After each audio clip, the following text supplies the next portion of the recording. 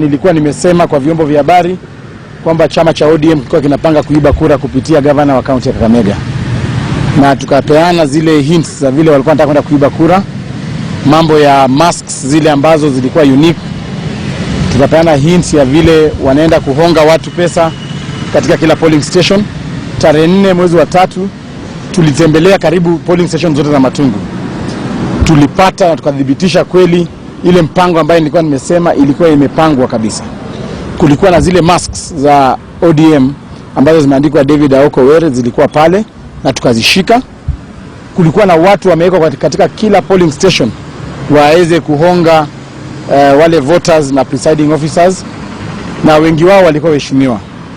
Sisi kama ANC tulikuwa na vigilant team ambayo ilikuwa inaangalia maneno hayo, na kwa hizo polling station tulishtaki na tukashika hata waheshimiwa wale ambao walikuwa nahongana. Mheshimiwa wa kwanza alikuwa yule Mheshimiwa Kaspul Kabondo, tulimshika pale Nyapora polling station, Charles Were tukapeana kwa polisi wakamshika.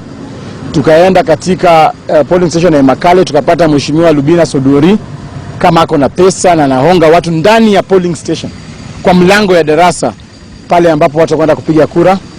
Tukaita polisi wakamshika, wakampeleka kule ndani yeye na yule Dan Malala ambaye alikuwa dereva wake. Tukaenda tukapata kwa barabara pia watu wameshika mwanabiashara mmoja ambaye ni contractor wa Oparanya, anaitwa Cleophas Shimanyula, anaitwa Toto.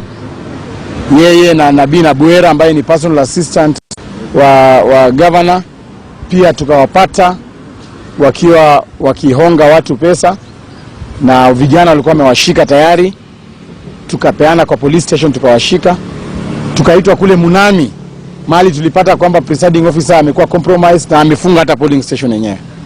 Leo tulifika huko tukaita polisi kule, na mambo hayo yote tumeandika pale ndani. Jambo lingine ambalo mimi nimelalamika leo na nimepeana hata niko nimereport kwa OB ni kwamba Matungu Mumias West anaitwa Mridhi ambaye alikuja kwa gari langu akaniibia pesa. Baada ya kufanya reconciliation pesa tumegundua tulipoteza pesa 2.65 million shillings.